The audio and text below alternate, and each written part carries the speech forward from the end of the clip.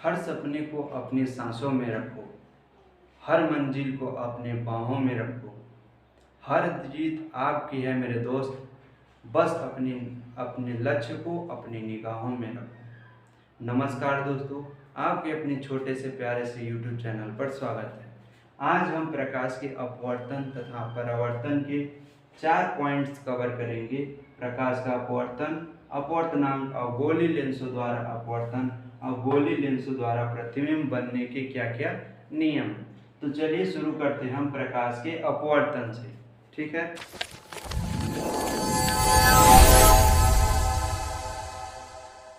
मतलब कांच का गिलास होना चाहिए, उस कांच के गिलास में आप पानी भर दीजिए। ठीक है, मतलब कांच का गिलास लीजिए,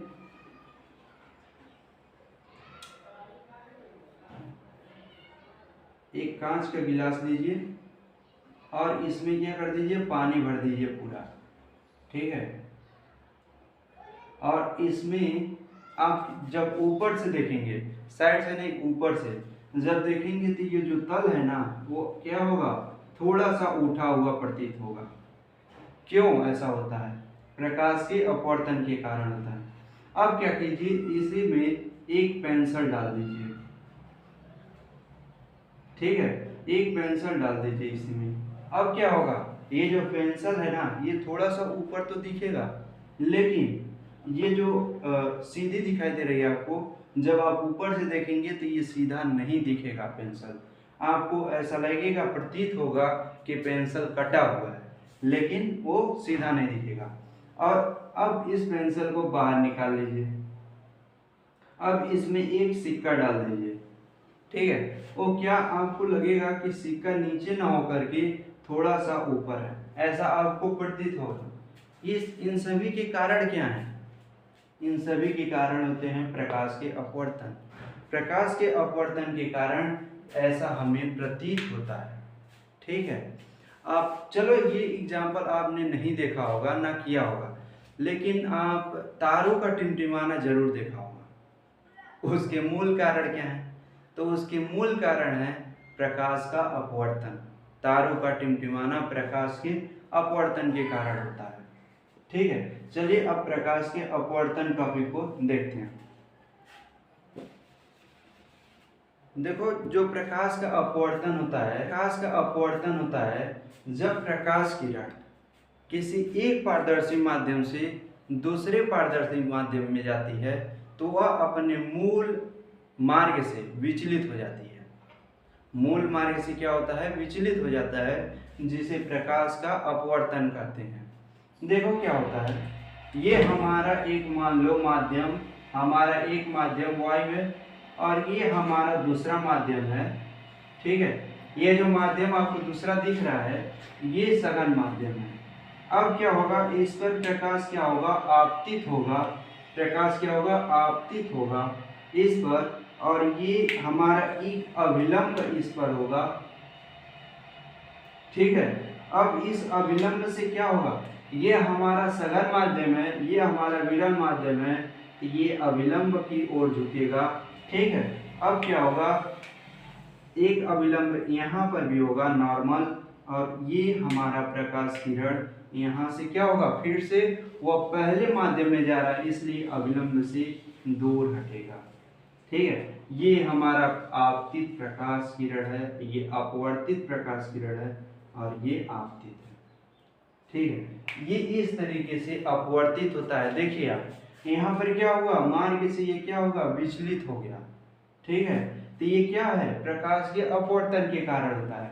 अब इसमें कुछ टॉपिक्स हैं। देखो, ये हमारा मान लो एयर है, एयर है, और ये हमारा जल है। ठीक है, तो ये हमारा विरल माध्यम है, ये हमारा सघन माध्यम है। ये विरल माध्यम है, विरल माध्यम, और ये हमारा सघन माध्यम है, डेंसर मीडियम। ठीक है, तो सबसे पहले ये समझो कि जो सघन माध्यम होता है और विरल माध्यम होता है ये क्या होते हैं। देखो, जो हमारा सघन माध्यम होता है, आप एग्जाम्पल देखो, जो सघन माध्यम होते हैं उनमें अणुओं की संख्या क्या होती है, अधिक होती है। ठीक है, अणुओं की संख्या अधिक होता है। और जो हमारा विरल माध्यम होता है उनमें अणुओं की संख्या कम होती है। ठीक है, अणुओं की संख्या क्या होती है, कम होती है। फॉर एग्जाम्पल आप समझो, आप मान लो साइकिल से पढ़ने जाते होगे, तो मान लो शहर में जाते हैं तो वहाँ पर क्या होता है, बहुत ज़्यादा भीड़ दिखता है। ठीक है, चलने में दिक्कत होता है। और वही आप फुल लेंथ की तरफ चले जाइए, मतलब फुल लेंथ पर चले जाइए, तो वहाँ पर क्या होता है, विरल माध्यम होता है, मतलब आप आसानी से ट्रेवल कर सकते हैं। ठीक है, इस तरीके से आप समझ सकते हैं कि विरल माध्यम क्या होता है और सघन माध्यम क्या होता है।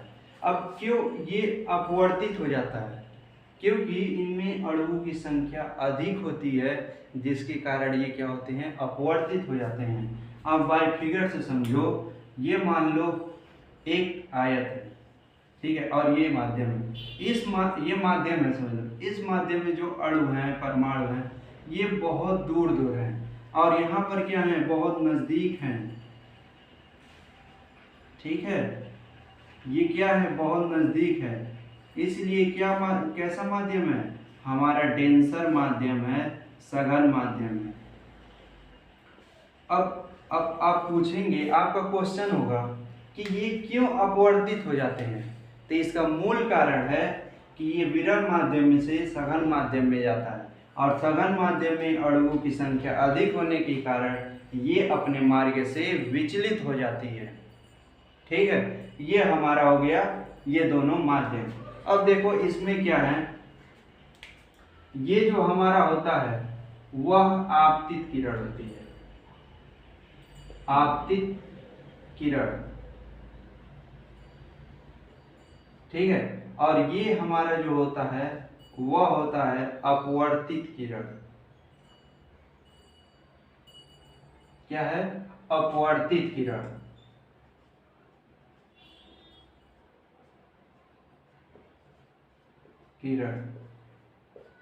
देखो, हम इसके लिए जब बात करेंगे इन दो किरण के लिए, तब के लिए ये ऐसा होगा। ठीक है, अगर तो हम इस पॉइंट की बात करेंगे तो इसके लिए आपतित किरण, जो हमारा अपवर्तित किरण वही आपतित किरण हो जाएगा, और ये हमारा अपवर्तित किरण हो जाएगा। ठीक है, अब यहाँ पर जो बनता है एंगल, ये हमारा होता है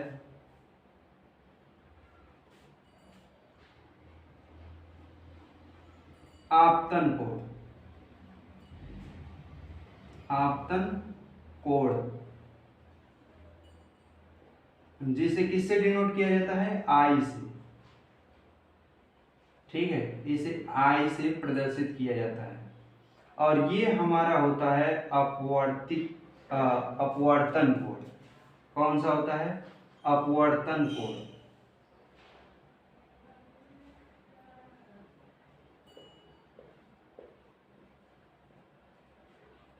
कोण, ठीक है, ये हमारा होता है अपवर्तन कोण, और ये हमारा होता है अविलंब। ठीक है, ये हमारा होता है नॉर्मल अर्थात अविलंब। अविलंब। अब एक चीज इसमें और देखो, उस चीज को आप नोट करके लिखना। इसमें क्या होता है, ये तो हमारा हो गया जब ये किसी एंगल से आपतित होगा। जब किसी एंगल से आपतित होगा तब के लिए कंडीशन है। लेकिन यदि यह प्रकाश किरण अविलंब के समांतर आपतित होता तब क्या होता, यदि यही प्रकाश किरण अविलंब के समांतर आपतित होता, वह बिना मार्ग से विचलित हुए वह सीधा निकल जाता। इसे नोट में लिखना। ठीक है, क्या होता, आप देखो, ये हमारा सघन माध्यम है, कांच है, और ये हमारा विरल माध्यम है,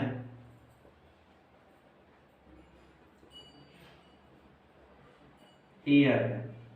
मान लो एयर है।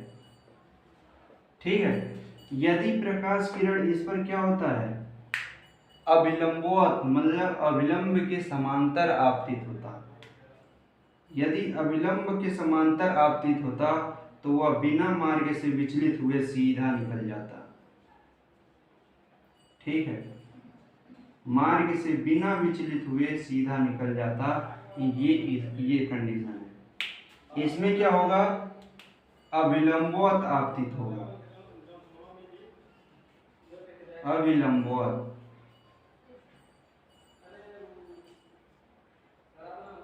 आपतित होगा किरण।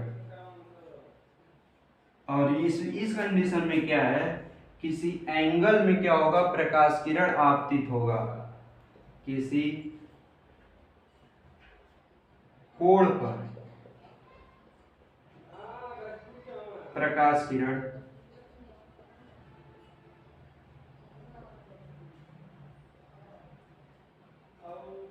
आपतित होगा।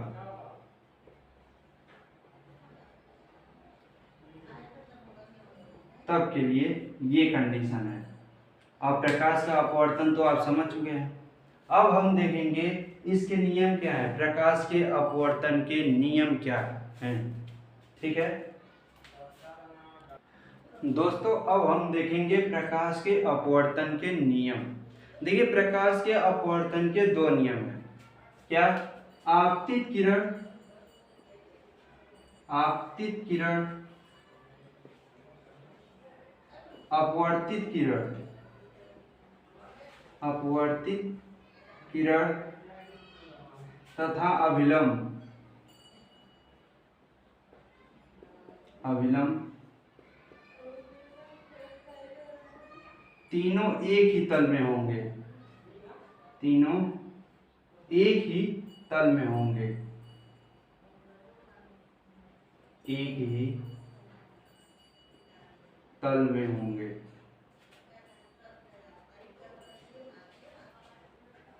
ठीक है, ये हमारा पहला नियम होता है।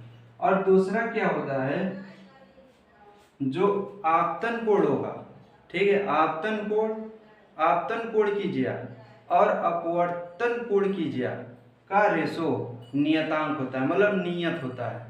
ठीक है, आपतन कोण की ज्या,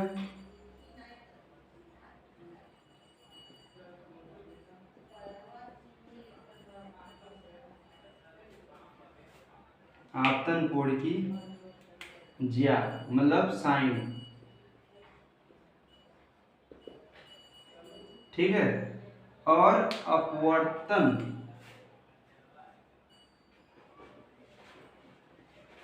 कोण की ज्या, ज्या मतलब साइन का अनुपात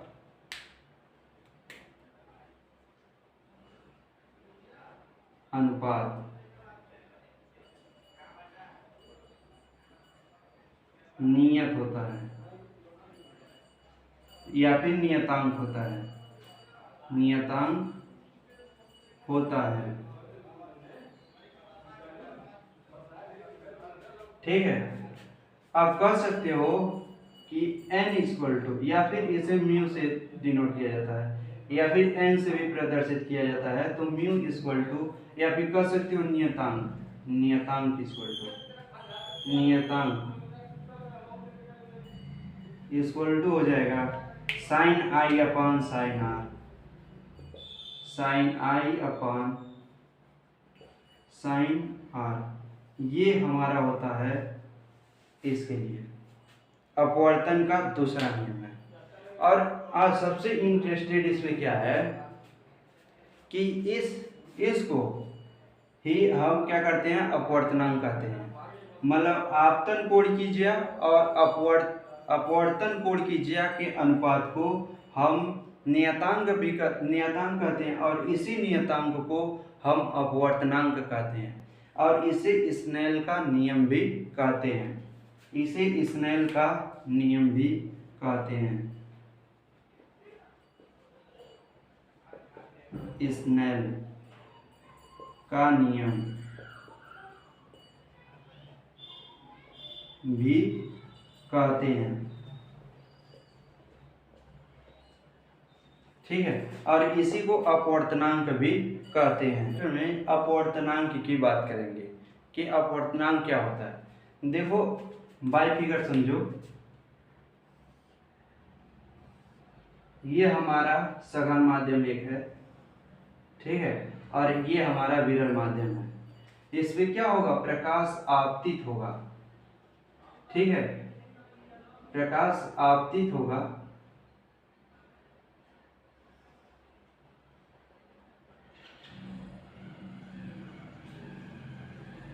ठीक।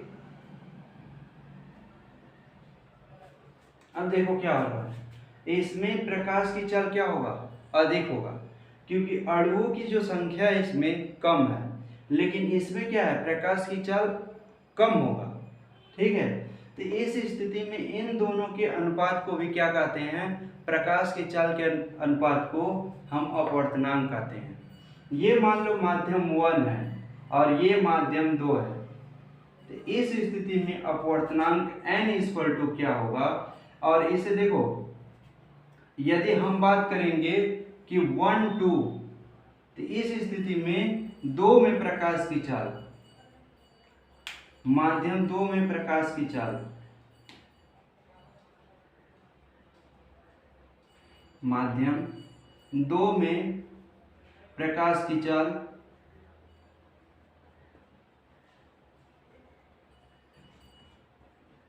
अपान माध्यम 1 में प्रकाश की चाल,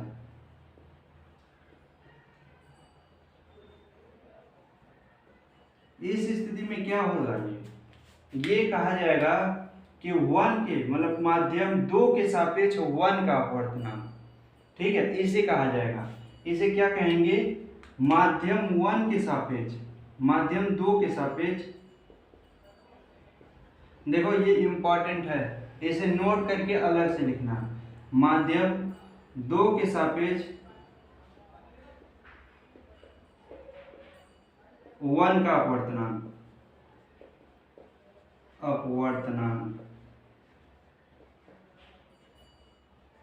ठीक है, माध्यम 2 के सापेक्ष 1 का अपवर्तनांक। और यही यदि लिखा होता n to 1, इस स्थिति में क्या कहा जाता, माध्यम 2 में माध्यम 1 में प्रकाश की चाल 1 में प्रकाश की चाल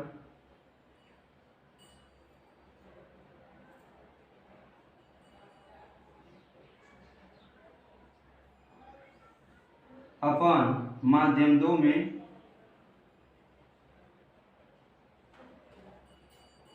प्रकाश की चाल,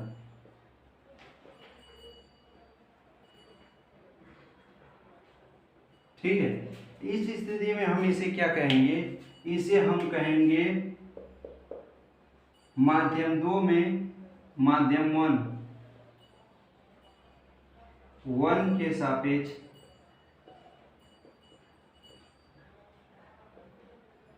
2 का अपवर्तनांक, अपवर्तनांक 2 का क्या होगा, अपवर्तनांक कहा जाएगा, यदि इस ऐसे दिया होगा तो, ठीक है। अब निरपेक्ष अपवर्तनांक क्या होता है, ये तो हमारा क्या है, सापेक्ष अपवर्तनांक होगा, सापेक्ष अपवर्तनांक हो। लेकिन निरपेक्ष अपवर्तनांक क्या होता है, यही देखो, निरपेक्ष अपवर्तनांक में जो हमारा पहला माध्यम होगा वो हमेशा वैक्यूम हो जाता है, निर्वात हो जाता है, ठीक है। पहला माध्यम हमेशा वैक्यूम होगा, ठीक है। और जब हम किसी दूसरे माध्यम का अपवर्तनांक वैक्यूम के सापेक्ष लेते हैं, अर्थात निर्वात के सापेक्ष लेते हैं, तो उसे हम निरपेक्ष अपवर्तनांक कहते हैं, ठीक है। और सापेक्ष अपवर्तनांक कोई भी 2 माध्यम हो जाए, लेकिन उसमें एक दूसरा माध्यम होना चाहिए और एक दूसरा माध्यम होना चाहिए, तो उस स्थिति में सापेक्ष अपवर्तनांक लिया जाता है। और निर्वात जब लिया जाएगा पहला माध्यम, तो उस स्थिति में हमारा निरपेक्ष अपवर्तनांक होता है, ठीक है। ये हमारा अपवर्तनांक हो गया। अब हम देखेंगे गोली लेंसों द्वारा अपवर्तन। हमारे 6 टाइप्स के होते हैं, एक हमारा होता है उत्तल अवतल लेंस, मतलब उसमें उत्तल लेंस भी होता है अवतल लेंस भी होता है। जो जरा दूरदृष्टि दोष वाले व्यक्ति होते हैं उनके जो चश्मे होते हैं ना, आप देखे होंगे तो उसमें वो चश्मे जो लेंस लगा होता है वो थोड़ा मोटा होता है।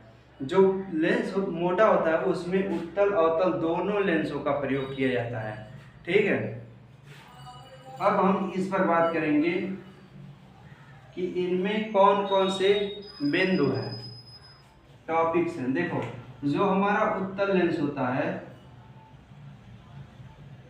ठीक है,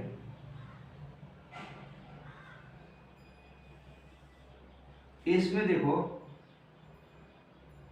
ये एक पॉइंट होगा और यहाँ पर F1, ये F2 और ये हो जाएगा F2 नहीं 2F1 और ये F2 2F2। ठीक है, अब इसमें देखो जो समांतर प्रकाश की किरण आएगी,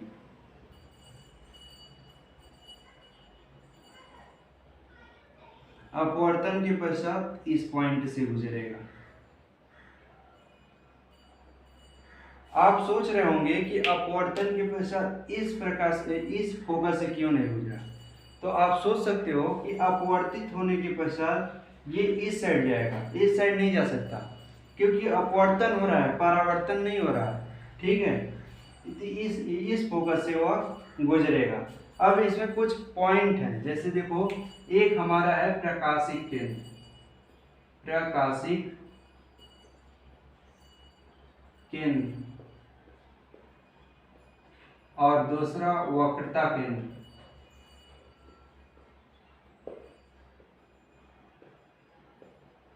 तीसरा फोकस दूरी, फोकस दूरी,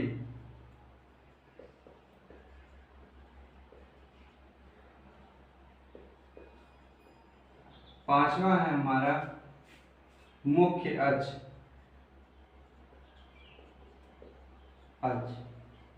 और छठा है हमारा द्वारक। ठीक है, हम एक एक पॉइंट करके बात करेंगे।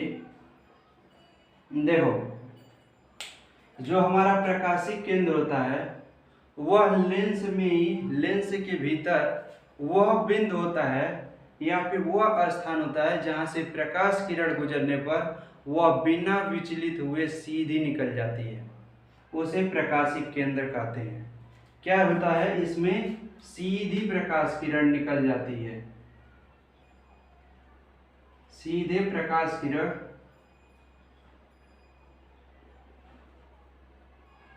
निकल जाती है।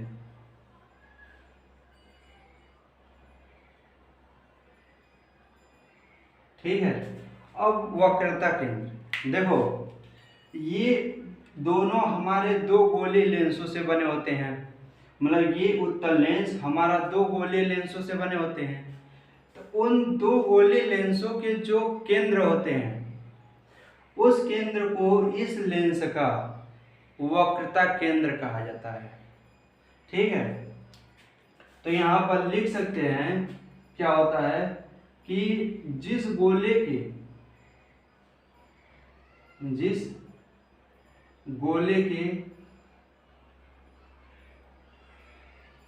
भाग होते हैं,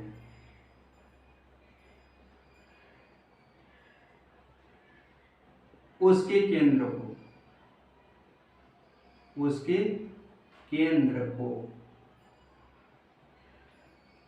केंद्र को वक्रता केंद्र कहते हैं इस लेंस का। मतलब वह उत्तल भी हो सकता है, अवतल लेंस भी हो सकता है।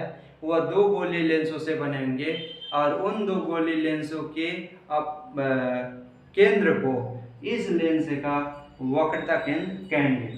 अब देखिए फोकस, इसे तो आसानी से आप डिफाइन कर सकते हैं कि समांतर आने वाली प्रकाश किरण अपवर्तन के पश्चात जिस बिंदु पर मिलती हुई प्रतीत होती है फोकस बिंदु कहलाता है। समांतर आने वाली प्रकाश किरण, समांतर आने वाले प्रकाश किरण, प्रकाश किरण जिस बिंदु पर मिलती हुई प्रतीत होंगी उसे फोकस दूरी कहते हैं। अब देखो फोकस दूरी, फोकस कहते हैं, सॉरी फोकस कहते हैं। अब फोकस दूरी क्या होता है? प्रकाशिक केंद्र, ये जो पॉइंट है ना, यही प्रकाशिक केंद्र होता है। तो प्रकाशिक केंद्र और फोकस के बीच की दूरी को फोकस दूरी कहते हैं। ठीक है, सी और एफ के बीच, सी और एफ के मध्य दूरी को,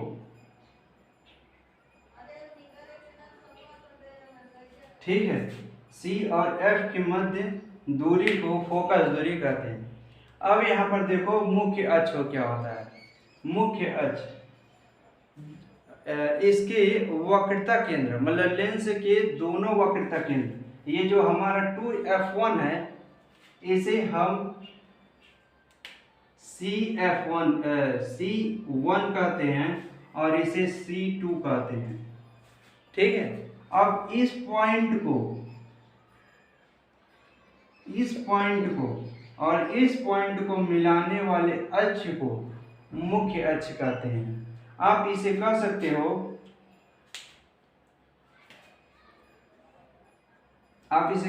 हो, कि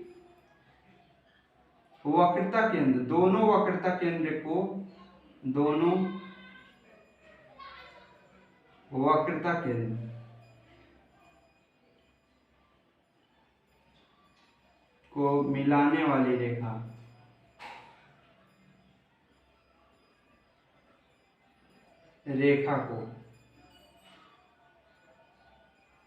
को मुख्य अक्ष कहते हैं।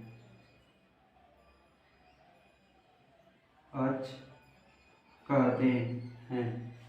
अब हमारा द्वारक क्या होता है? देखो ये जो हमने लेंस बनाया है उत्तल लेंस, इसमें देखो M और N के मध्य प्रकाश इस पे आपतित हो सकते हैं। प्रकाश किरण यहाँ से गुजरेगी तो क्या परावर्तित होगी? नहीं। तो M और N के मध्य जो दूरी होगा उसे द्वारक कहेंगे।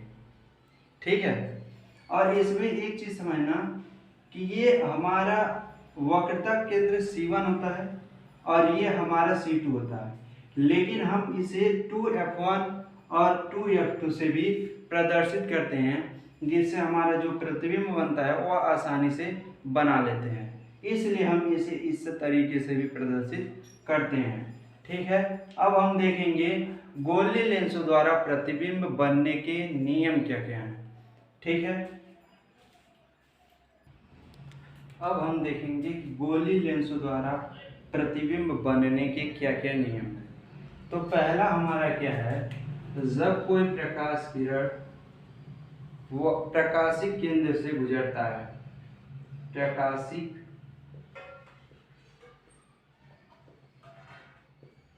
केंद्र से गुजरता है,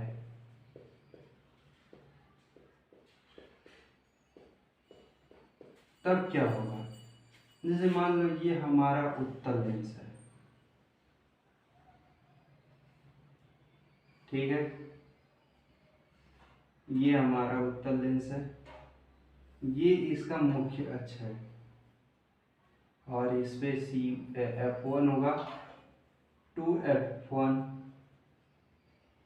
और इसका O, ये हो जाएगा हमारा F2, 2f2। ठीक है, अब क्या होगा? प्रकाशिक केंद्र से गुजरेगा, तो हमने बात किया था प्रकाशिक केंद्र से गुजरेगा तो सीधा निकल जाएगा बिना विक्षेपित हुए या बिना मार्ग से विचलित हुए। ठीक है, बिना मार्ग से विचलित हुए वह सीधा गुजर जाएगा। ठीक, ये हमारा पहला कहता है, और ये इसी में अवतल दर्पण में भी सीधा ऐसे ही होगा।